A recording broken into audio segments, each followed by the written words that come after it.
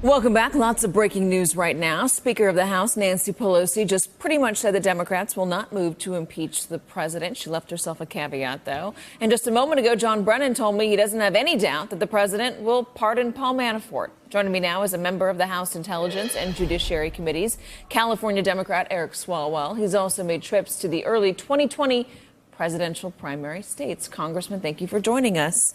Of course. Thanks for having me back. Nancy Pelosi says today that she doesn't think the president is worth impeaching. It'd be too divisive. What are your thoughts?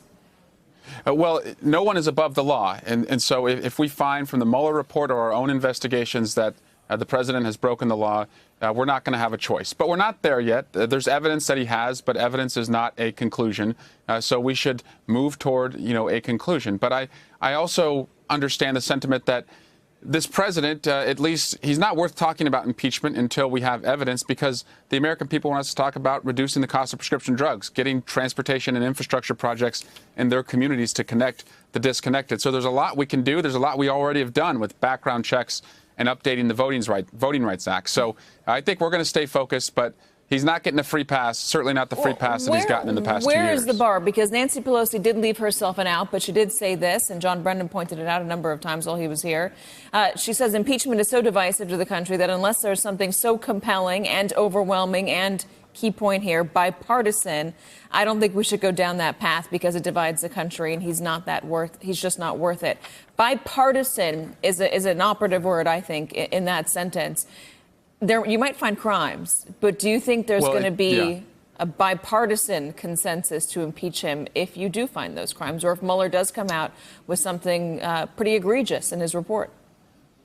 There better be, because the voters will continue to throw out any Republicans who won't stand up to him. That's why we're in the majority today. They wanted a balance of power on so many of these abuses of power. I think her statement's also an indictment on so many who are so unwilling to hold this president accountable. But to me, when you said, where's the line is this: can we explain to the American people that his conduct affects their everyday lives? So is he running a corrupt White House? Is he cashing in on access to the Oval Office? Is he selling hotel rooms to foreign nationals to benefit himself and his family? Is he financially compromised to a foreign adversary? We have a lot of evidence that he is, but not enough yet to just jump to a conclusion.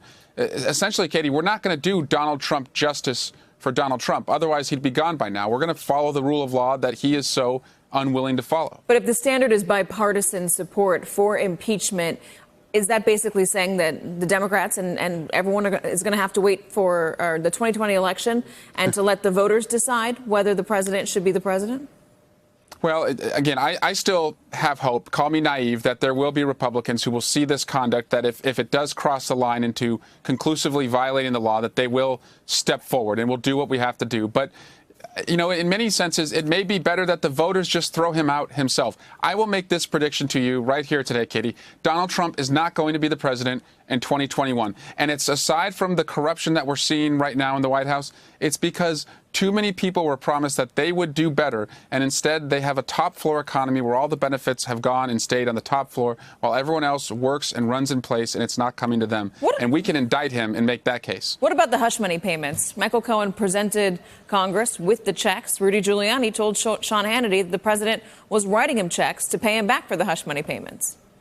Yeah, I think he may be going to jail for that. There may be an indictment waiting for him when he leaves office. But that's not a high crime and misdemeanor. That's not impeachment. That's not a crime that would make you put politics second and the Constitution first. It's certainly a crime, and we should, again, pursue that. It looks like it's worth pursuing. But I don't think that if that is all we have, and I don't think that is. I think we have plenty of other stuff to look at. But I think the American people want us to focus on what he promised them, connecting the disconnected, making sure their kids have good schools in every community, that they're free from gun violence.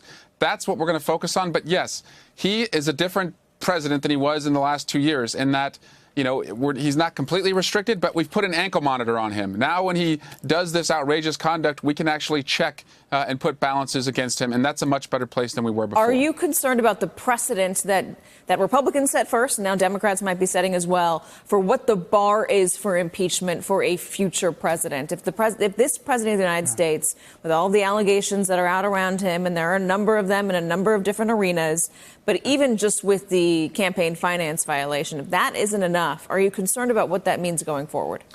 Yeah, and it's something I think about every day because I know that what we do now or what we do not do sets precedent for future presidents, and their counsel will advise them, well, so Donald Trump was able to get away with this, this, and this, so you can at least go up to that line. And I know we're cognizant of that, and I know Speaker Pelosi is also cognizant of that. But what I'm saying is, yes, the campaign payoffs are concerning, but what we should look at primarily is, does his conduct affect our rule of law?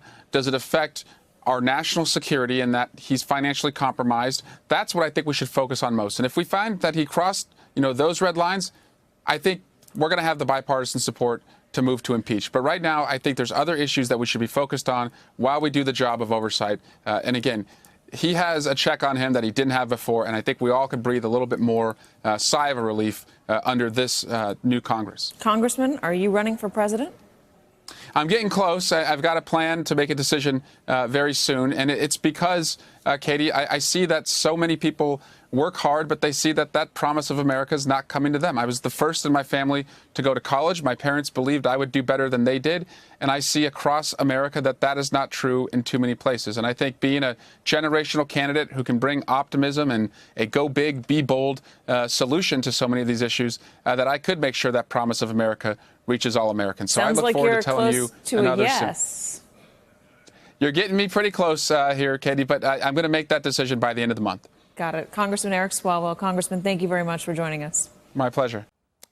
Hello, YouTubers. If you're watching this, it means you've checked out our channel, so thank you. Now do me a favor, subscribe by clicking on that button down there. Click on any of the videos to watch the latest interviews and highlights from MTP Daily and MSNBC. You can get more Meet the Press content every morning in the First Read newsletter. If you're tired of content that you don't know anything about where it came from, you don't have to have that problem with us. NBC News, MSNBC, MTP, and the Meet the Press mindset right here for you on YouTube. Subscribe now.